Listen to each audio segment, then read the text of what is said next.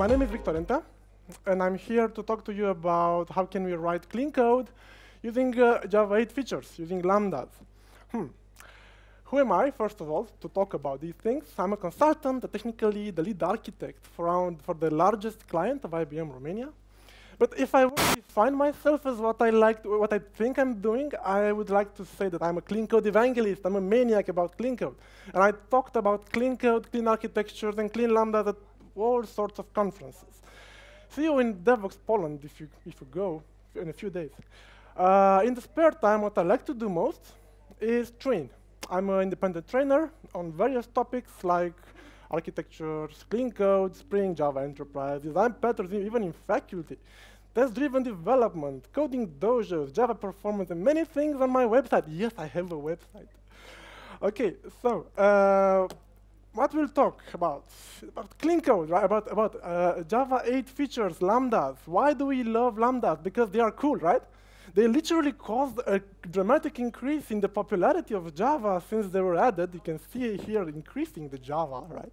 We are #1 right now. You all know that, right?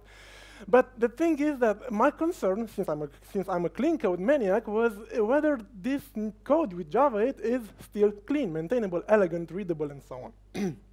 That's why, of course, we can write expressive code, but at some point it might become even cryptic, right? And I was a bit concerned when I got to the first code review. I was, what the heck was that code? How can we maintain such code? For that purpose, I even organized a little study of my own. Yeah, this is, and why not? Start coding. What the heck am I doing? Let's code. Just to warm up. Again, I hope you had a great coffee. They told me you are all Java 8 experts. So this will be recorded, I understood, so you can then slow motion watch the movie afterwards. Everything that I will do will be pushed on this Git here that you can see afterwards as we develop the code. Okay, let's warm up. So let's say we want to search from some items. So we have a list of orders. Let's say orders equals new array list. I'm using Eclipse, sorry. Orders, let's say, come on, orders. I'm working at IBM, so yeah, I'm biased. How can we search for only those orders that match a given predicate, for example, that are not delivered?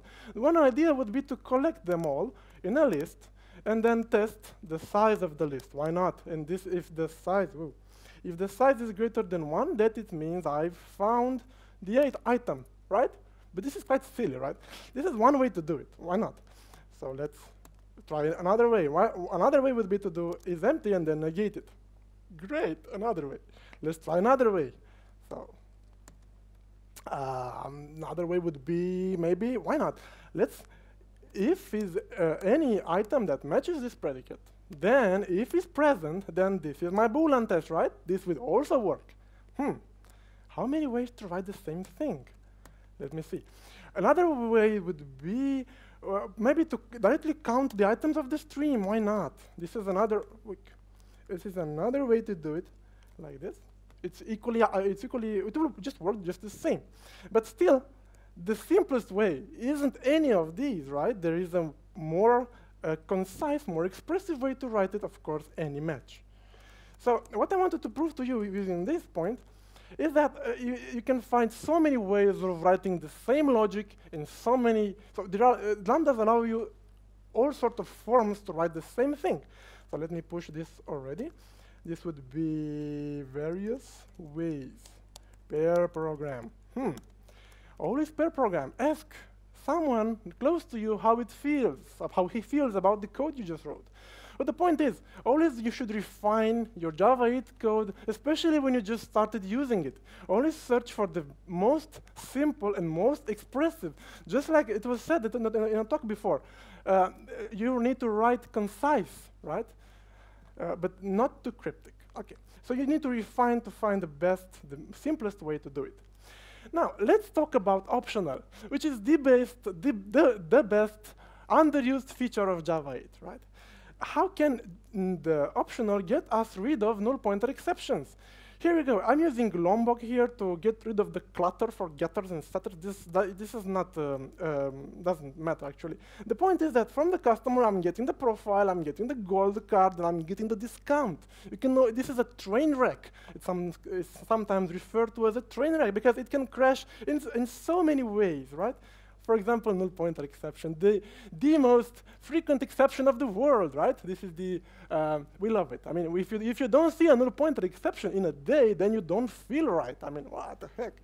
So let's fix that. What if the profile, the point is the customer may not have a profile.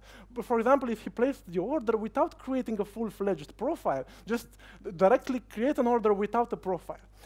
For that purpose, I would say that I could have,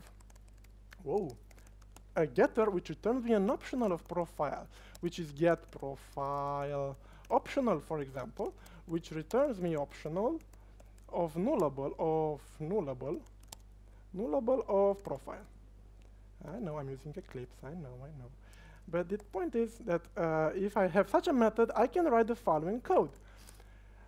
By the way, how can you get? How can you work around this null pointer exception? You all know, right? You're doing an if before. Oh my God, how nice!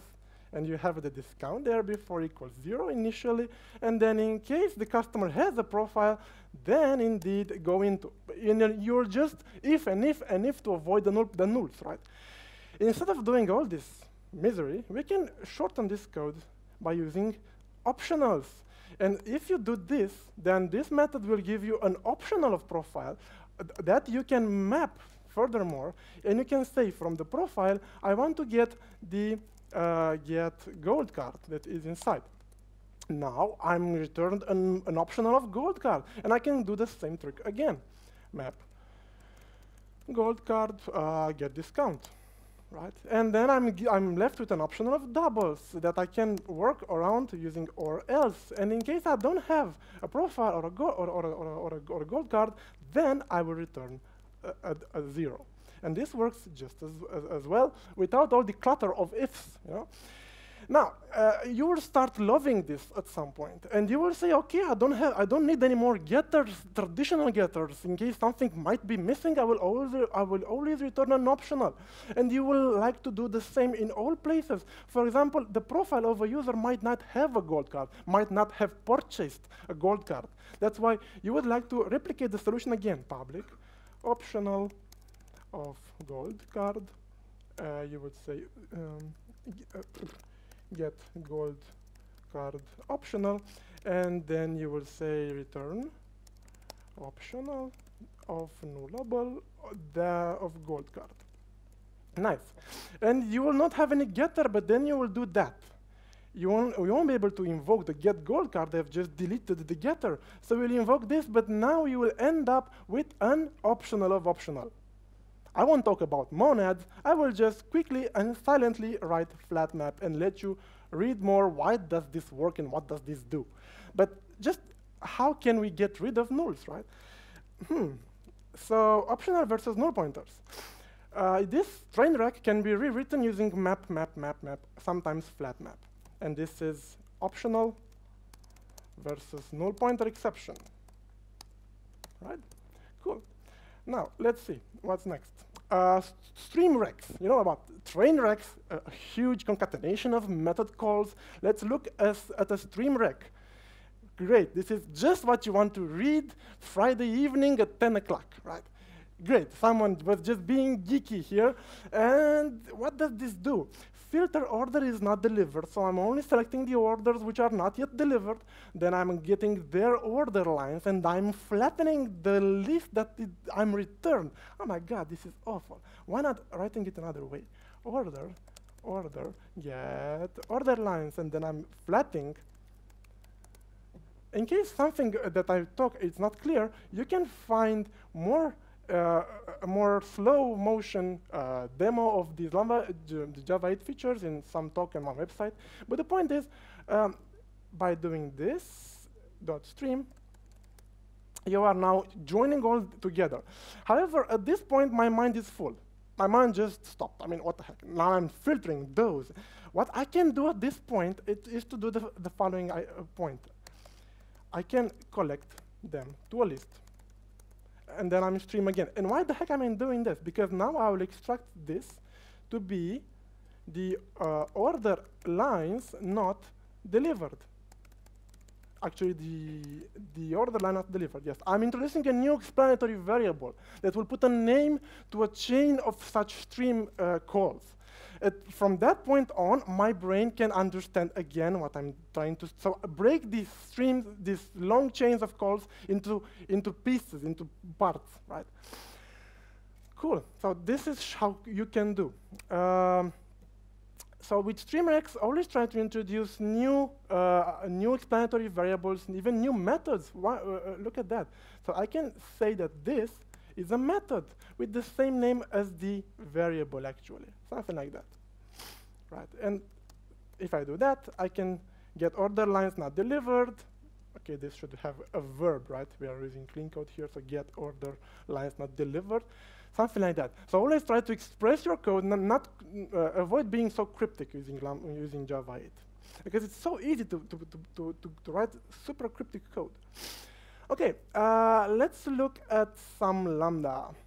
This is a lambda. It has an arrow. Interesting. What does this lambda do? You see, and you're reading this code. Return all A stream map A arrow. And now again, an interrupt requests occurs in my brain. What the heck is going on? I'm entering a block of stuff. This is stuff, right? Something that I need now to understand in the context that I were. Why not make it more expressive? What does this bit of code say? This is basically an anonymous function implementation, and that's my problem. It's anonymous. Let's put it a name. So, how would you name a code that from an A returns a B? Perhaps map to B, why not? So given A, I will map to B, right? Then this variable is useless, I can destroy it. Then as syntactic sugar allows us, you can write like that. It's equally identical, right? And then I'm looking and I say, how can I write this even shorter? I think you know, these 4 dots, cool. I'm passing the A as parameter to the instance method map to B. You see how the arrow disappeared? Good thing. Now, this is one way to do it, and I even call this. Another way to do it is to put it in a separate class. Let's say I would have public, because it's an inner class, AB mapper, which does exactly this using a public, public, like this. And then AB mapper, I will pretend, I will inject here, just pretend, somehow, right? And then from the AB mapper, I can refer to the instance method map to B. You see what I'm doing? I'm using a separate class, an external instance, to get its instance method for my use. Still, this is using external mapper, 4 dots. 4 dots. 4 dots? Okay. Then, for this example in particular, because I don't need to go to the database, I don't need to integrate with other services, this is just trivial stuff. Why not pushing it in the constructor? Oh my God, I'm pushing it right in the constructor. Why not? Depending on the direction of the abstractions, actually, this might be a valid solution. So constructing B now becomes possible based on an A, you see? And here we go, here we go. We can simplify this one. Then I would say that instead of having a dedicated mapper just to host a method that does nothing, I could say something like that. Why not? And I completely destroy the mapper, completely. And since we're here, tell me, 4 dots. Yeah, we love Java. We love Java. We just love Java. It's so enlightening, right? But the point is, the code becomes shorter and still works. Why not? So this is using new. You get my point? So you can push all these functionality. The point is just to give them names. Avoid having long lambdas that you need to decipher, to reverse engineering, to understand what the heck were they doing there. Put some name to that, right? Map to B. So the point is, you can put an instance method in the same class. You can use another instance to get a reference to an instance method, or you can even push these things in the very constructor of that other class. Cool. Now, a big part of the Java 8 code that we will write will be focused on predicates. We'll be working with predicates. A lot of things we would do around predicates. Let's refactor this code. Okay. So, what do we have here? We have this filter. Let's go slow now. So, given an order, I will get the delivery due date. If that delivery due date is before the warning date, right, and another stuff. This is tough. This is hard to understand, actually. And we all love Boolean expressions that span 2 rows, right? We just love to have and then enter, and then a lot of parentheses, and or, and then another and then we are Friday evening, we are deciphering the parentheses, and we are clicking on the parentheses to see where it closed, right? We love to do that. So never have Boolean expressions span more than 1 line. Introduce explanatory variables to put names to the parts of that expression, and then compose all the expression in a single line. In this particular case, however, since I'm filtering by actually 2 subsequent criteria, I can refactor this by applying 2 successive filters. It's just the same. I'm filtering by 1 criteria, and then I'm filtering by the other criteria, right? So 2 successive filters. But I'm still not happy. Why? Because I need to hunt down the scroll bar and scroll. You know, it's just great. And you're sitting in the newborn position in the airplane, right? And you want to grab the scroll bar. It's just, that's what you're hired as a programmer, to click on the scroll bar. So the point is you should never force your reader to scroll horizontally, of course. So what do? You do an enter, right? That's it. You've solved it. Perhaps, but still I'm not happy. Why? Because I'm opening a stream in another stream. Watch this. I'm already streaming the orders, and now I'm opening the stream of order lines inside of this. Oh my God! Again, my head just blew. Right? Never open a stream in another stream. Do something about that. Encapsulate this stuff in a method. In the clean code practice, the point is, whenever something is too hard to understand, break it into multiple methods.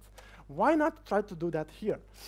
First of all, you have this bit of test here. This is a Boolean test on the order line level that I find it very probable that you would need to reuse the same Boolean test in other places in your application. So then, what can you do? How can you hide this bit of reusable logic inside?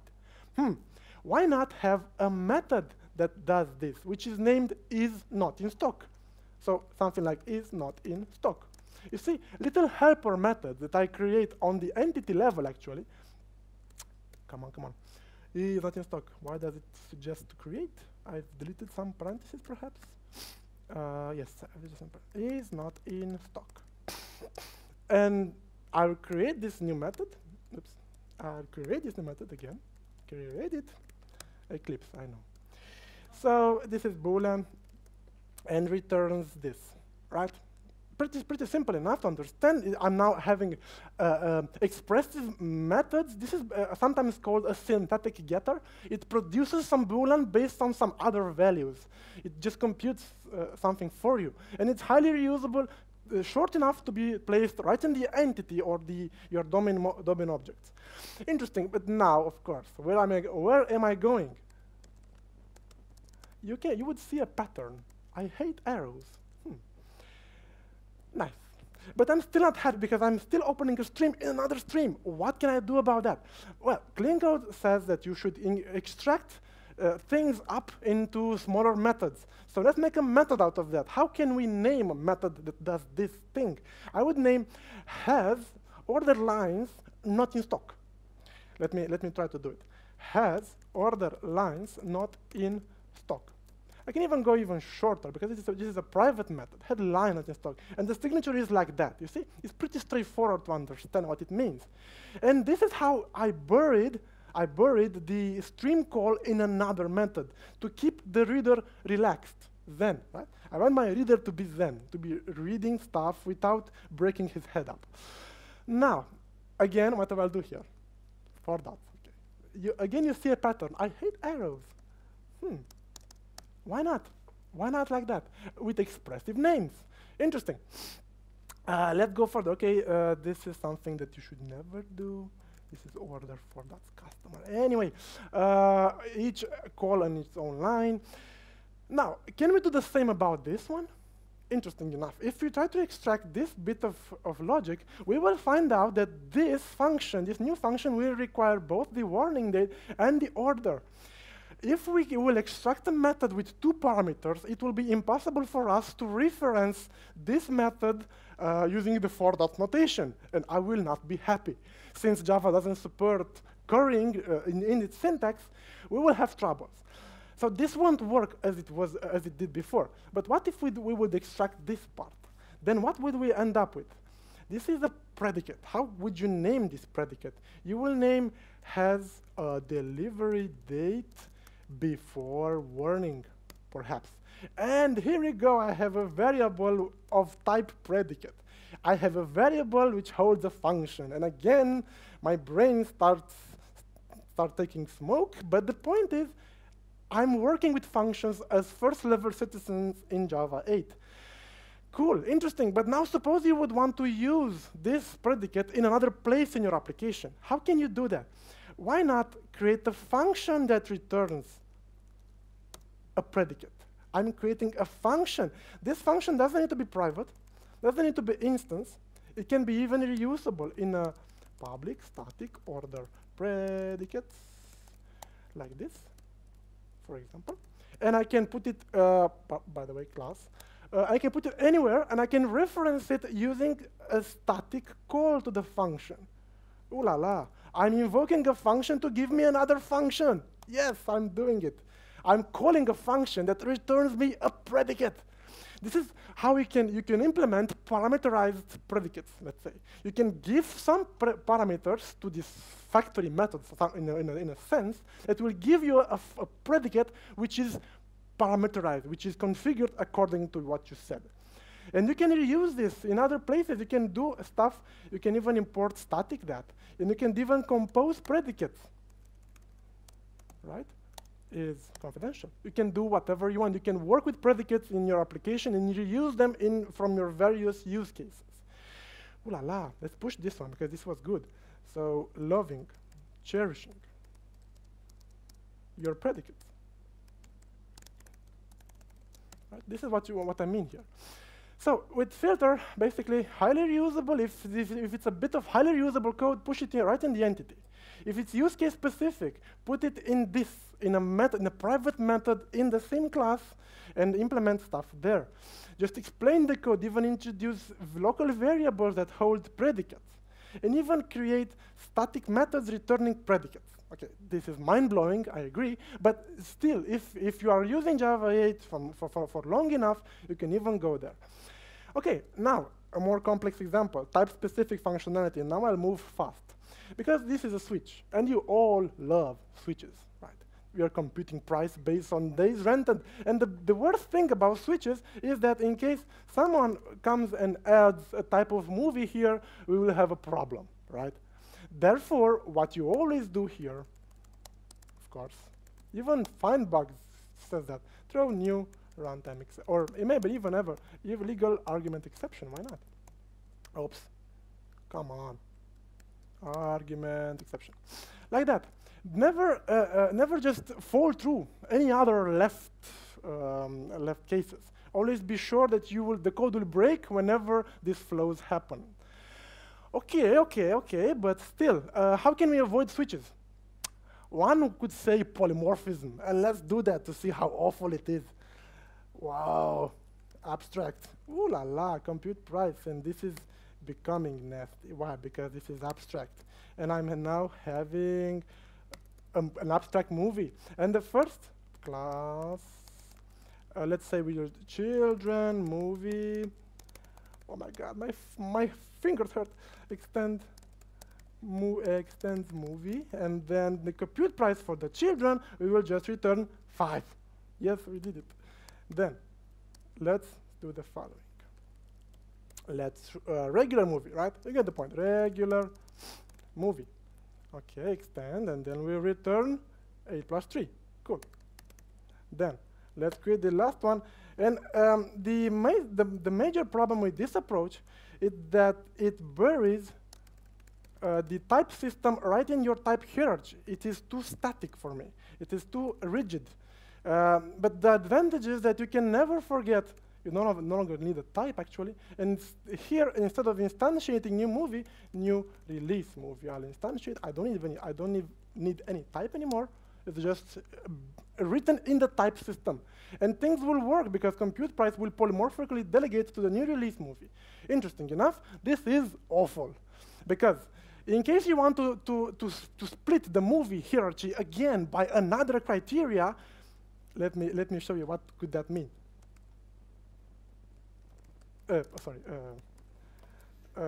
Something like that, right? Then what you will have a class explosion. You will split the classes by 2 criteria. It will be 3 multiplied by 5, and it will be a mess. And it's also what would you do in case you had to change the type of a movie? You could do nothing about that, right? Some movie will not be new release anymore at some point.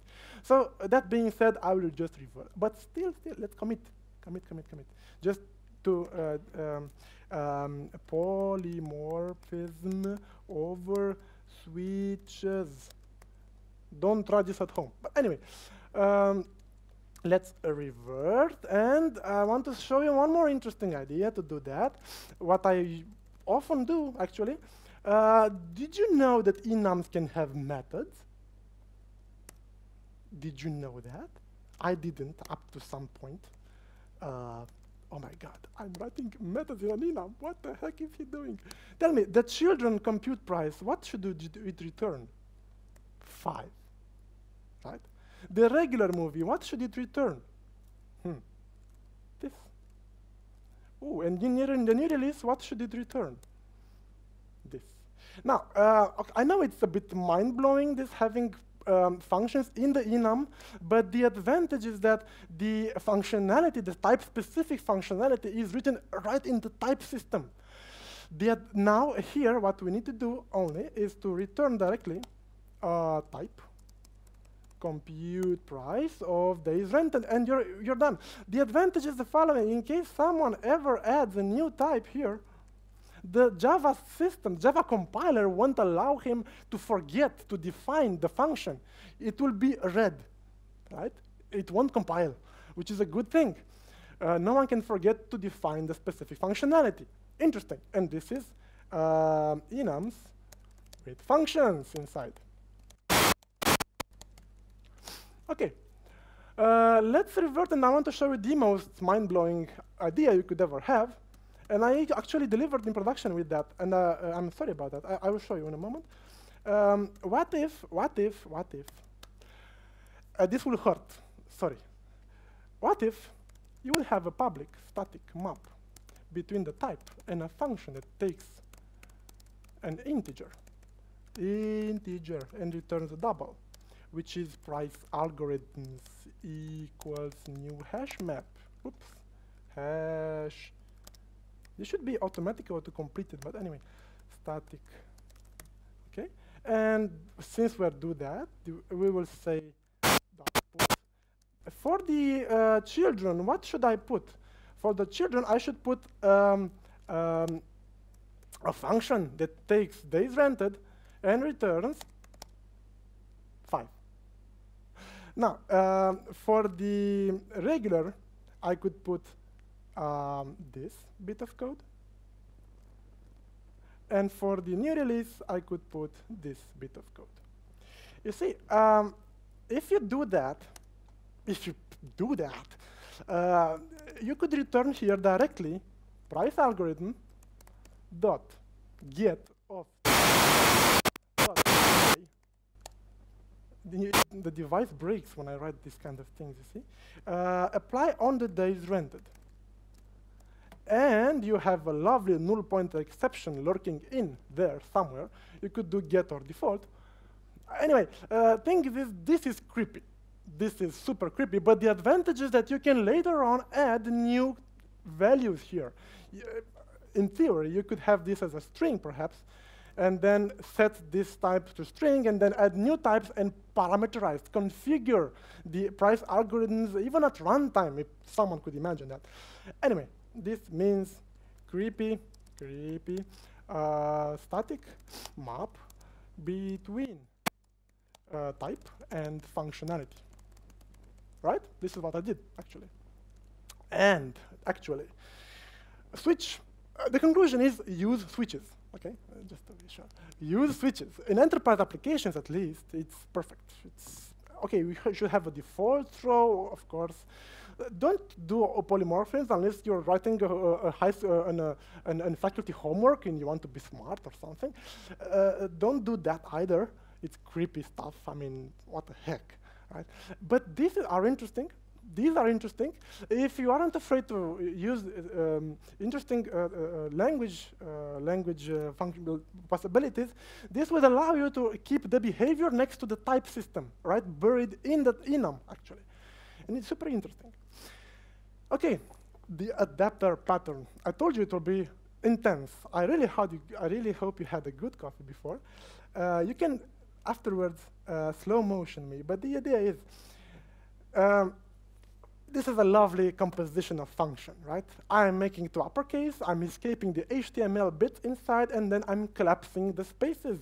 If I run that, I can get A less than B and be very happy about that. However, just excuse me for what I'm about to write, just sorry.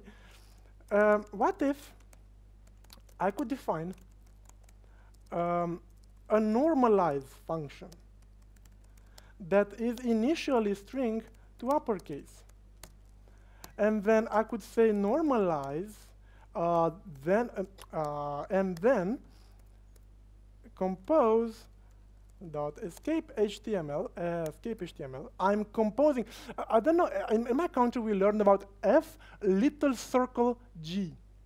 You know, from high school, composition of functions, and then you derive that function, you get -1 of that function, creepy stuff, some from our subconscious. This is what's actually happening here. I'm composing function. But this, why doesn't this work? To uppercase. What? String 4 dot to uppercase. Why isn't it? Oops. Okay. And then compose escape HTML, and then collapse spaces, and then be super geek about that, and say S equals normalize apply of S. Great. And I did a great job, right? No one could ever fire me, right? She said. So who could understand such a code? How was the term? Job position insurance, or how was the, right? No one could ever fire me. Who could maintain such code? However, if for some cases, I could apply escape HTML or perhaps escape markdown, if some steps in the chain of functions are configurable, are optional at some point, you might consider using that because you can compose them dynamically. That being said, I never use that in production. Is too creepy to understand, to compose, because when you chain this, when all this code executes, nothing is invoked. You are just composing functions, and just at the end, when you do apply, it is all applied one after the other. It's creepy, but still needs to be checked in. This is like composing functions against just calling one after the other. Now, one question for you, one hard question. If I go with that, how many methods are there on the stack at one point? Let me revert to the first. We can figure it out. How many functions will there be at maximum when I will invoke the, will there be to uppercase and escape HTML both in memory, both on the stack at the same time? What do you think? Hard stuff. this will function more or less as the first form. Now, if you look at this, will to uppercase be invoked in the stack in the same time as the escape HTML? No. Java will first invoke to uppercase. The result will give to escape HTML. The result will give to collapse spaces. At most, there will be one single function in the stack at one point. But what if I want to measure the time that a method takes to execute? Then I would need to have a block like the following. You see, long t0 equals, right? Long t1 equals, and then system out took t1 minus t0, right? And what do I need? What do I need to do here?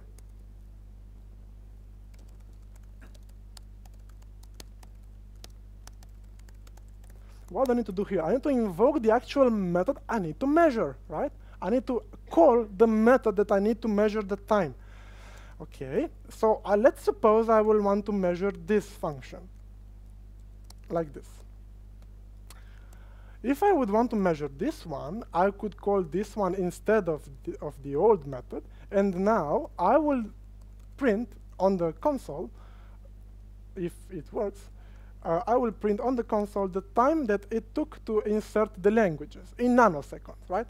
But when I do that, I need to have this method in the stack frame of the insert languages method, right?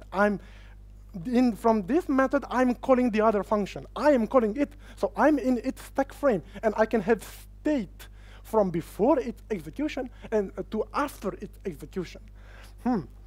How can we, if now the change request comes and I need to measure this one too, what would I do? Tell me. It's so easy, right? Copy paste. That's why it was invented, right? And I will write insert countries here, of course. And I will be very proud of my work. Now, and this is wrong. You feel it's wrong. It's a sin. It is literally a sin that you do in code. What else? How else? What if we could pass in the function to measure as a parameter? What if we could pass in the function to measure? Tell me, a function that takes no parameters and returns nothing, what can it be in Lambda? It's a consumer takes something. If I don't take and I don't return anything, it's a runnable. The runnable has, as the signature, a method which takes nothing and returns nothing, right? So I can basically reference this method as as a method which as a runnable. Basically, I can cast. It's creepy. I know. It's supposed to be hard. I can cast this method to a runnable. Oh my God, because it takes nothing and returns nothing. Ooh la la. And if I do that, let me simplify the code a bit. Let's suppose, like that, measure time, insert languages. What did I did wrong? Measure time of a given function. So basically like this. And if I do that, I only need to call the run method of the runnable that I take as a parameter. If I do that, I'm able to execute around a certain existing block of code. So the point was that I had these two functions. I didn't want to change those. I just want to measure their execution time. So what I did, actually, I managed to run code before and after to wrap around their execution, basically. By passing function as parameters, because this is the variable bit between the two functions that I had before. This is the what was different, the function that I need to invoke inside. So when you need to be in the call stack of another function, right? For example, to measure the execution time, but one more interesting example, let me give you that. What if I would do something like, just imagine, start transaction, ooh la la, execute, execute in transaction. Start transaction, commit transaction. If anything goes wrong, more exactly runtime, we are implementing Spring now, right? Then rollback. Finally, come on. I have to type this all, oh my God. And then I will release, right? Release the transaction resources. Interesting. If I do that, I am able to run here in between the function, actually. This is a function, let's say. Function, run. Now, you can imagine that at this point, I will open a transaction. If everything goes well, I will commit the transaction afterwards. If a runtime exception is thrown, I will roll back, just like Spring. And then if anything happens, whatever it happened, I will release the transaction resources. And now it actually makes sense to do something like that. It's actually business useful to do that, right, at some point. So if you do that, you are, let me commit this one, wrap around some existing block. Just like something like manual AOP, I would dare to say.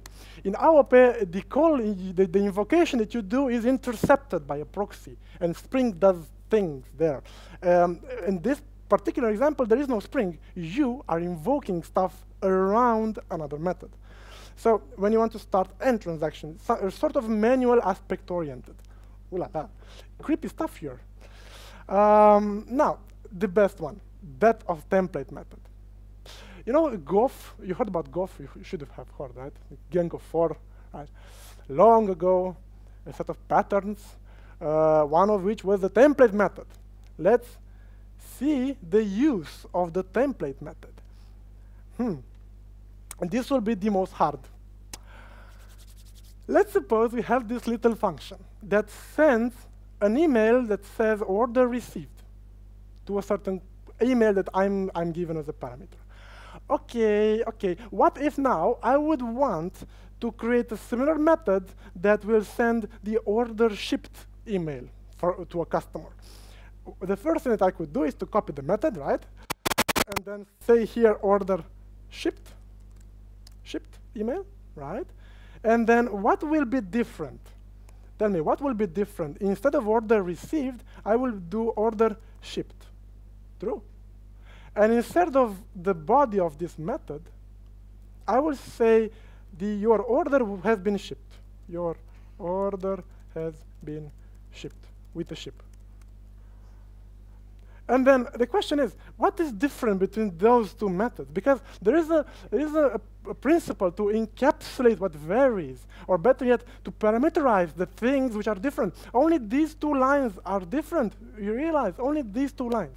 Then I get an idea. I know that copying code is bad. It's a sin. That's why I revert it. But now I figured out that I need to change only this bit of code between the two functions. So what do?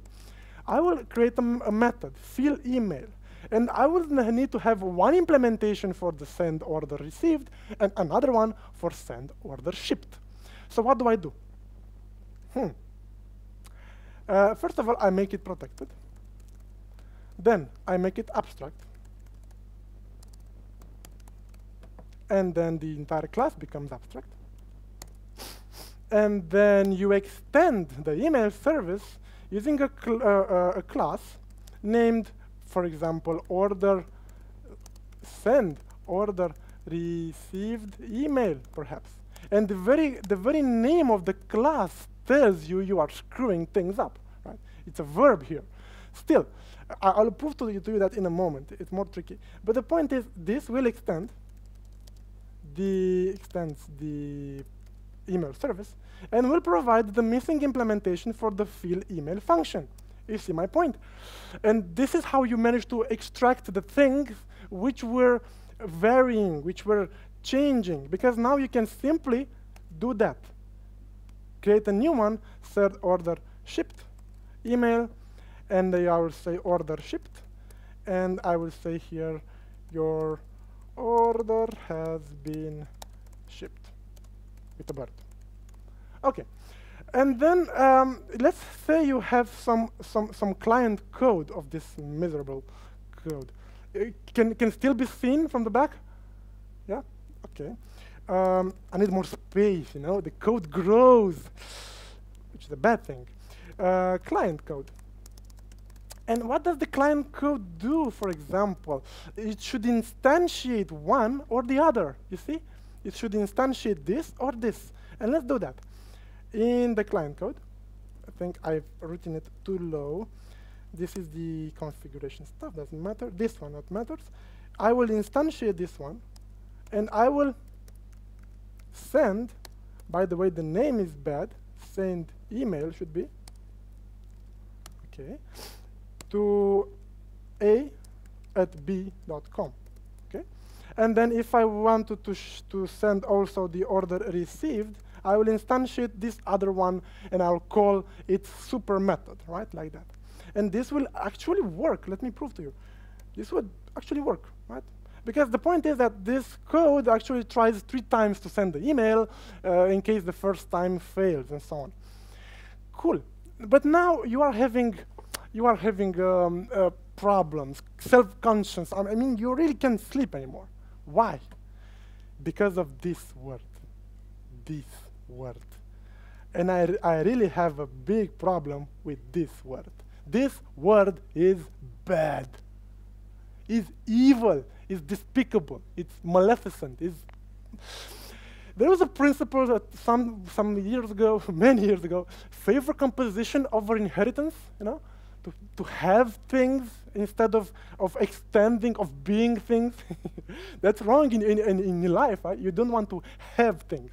You should prefer being things. But anyway, for this particular example, I'm not happy with extending. First of all, I will tell you one hard one. This is not stateless. This is stateful. Tell me, how will ever work this? You see, my problem is that I'm instantiating this class. I'm coming from an enterprise application development environment, and I have obviously Spring. But you could have any other container. The point is that at some point you want to inject some dependency. If you do auto-wire like that, no one will ever process your annotation because you are instantiating the class yourself. This is a tricky point, a super tricky point. But no one has the chance of injecting you dependencies there. And more dramatic, this class is stateful. And stateful is bad, is evil. It is hard to refactor, hard to understand, hard to evolve, it's ugly. For all these reasons, I don't want to extend this other class. I want to have it as a parameter. And now it will hurt a bit. But let's suppose you could take this method as a parameter here. I think you expected that, right? Tell me, this method that takes something but doesn't give you anything in return, what is it? It's your child. I mean, it's a consumer, I think, I hope. Let's see. Consumer of email, actually.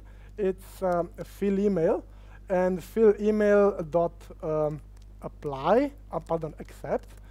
Okay. And interesting, this class is no longer real abstract.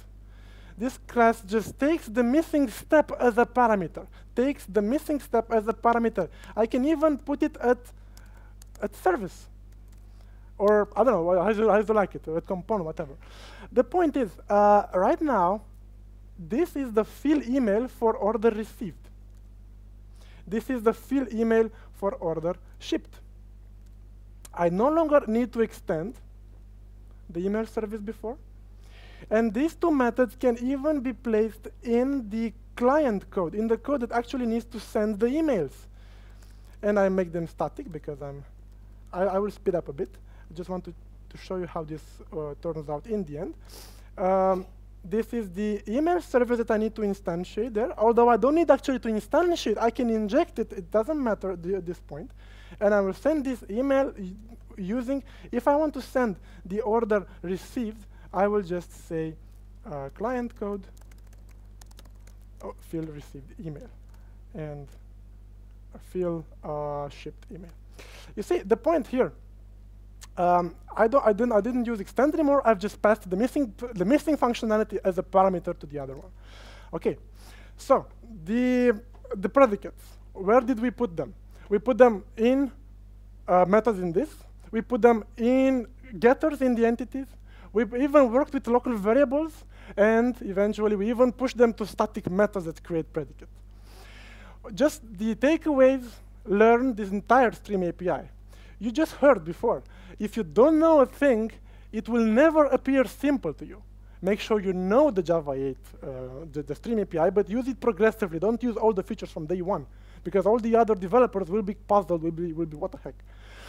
Never use multi-line lambdas. Whenever you have a multi-line lambda, create a method in the same class and reference that method using 4 dots.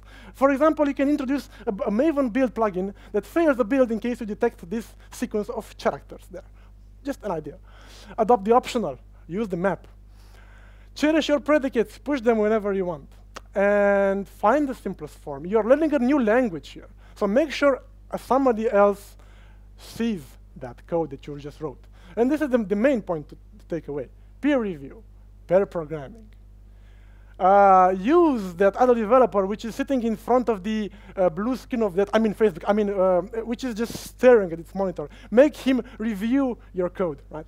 Okay, I'm running out of time, so thanks to you all for this. This is the Bible. Let me introduce it. Know it.